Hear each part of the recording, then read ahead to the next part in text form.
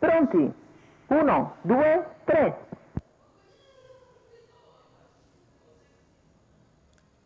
È buono il segnale con tentativo di Dama di Corte di assumere l'iniziativa, e Dama di Corte supera in breve Dolce Vicky. In terza posizione c'è Duquoina S. Tanto numero 3 Dynasty Nobel ha sbagliato Dynasty Nobel e è rimasto praticamente molto lontana anche Duchessa Griff, che ha avuto un'incertezza sulla piegata. E così vanno via con Dama di Corte in schiena, alla quale c'è sempre Dolce Vicky, poi Duquoina S che precede Dylan Pax. Primi 600 metri completati in 46,3, ora sposta all'esterno Dolce Vicky, poi torna sotto perché Dama di Corte evidentemente intende correre al comando, almeno si è accodato comunque nuovamente Dolce Vicky e quindi rimane invece più discosto Duquoina S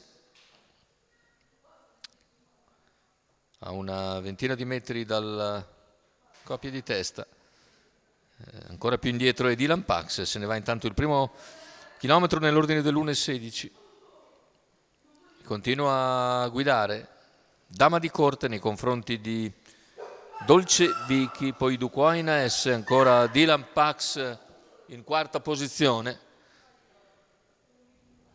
Si riavvicina anche Duquoina S quando siamo ormai a 650 dalla conclusione. Dama di Corte sempre a guidare. Dolce Vicky che ancora non sposta, lo fa a 550 dall'arrivo, va su Dama di Corte che cerca di reagire, più indietro Duquoina S, cavalli a 450 dall'arrivo con Dolce Vicky che sta passando su Dama di Corte, si ingamba anche Duquoina S che avanza all'esterno mentre Dama di Corte è in difficoltà.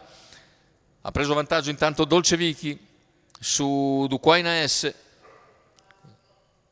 I due allievi di Alessandro Gocciadoro, primo e secondo nel finale. Dolce Vicky viene a rifinire facilmente la propria prestazione, secondo posto per Duquoina S, al terzo ancora Dama di Corte che precede Dylan Pax. 1.15.2 ufficiale con 29.4 a chiudere dopo un 29.3 di penultimo quarto e quindi in plane per i due di Gocciadoro. Dolce Vicky vince, Duquoina S al secondo posto. Terzo finisce Dama di Corte, numero 5. Assegno dunque il netto favorito Dolce Vicky, Ale Gocciadoro in sediolo, scuderia Marodà.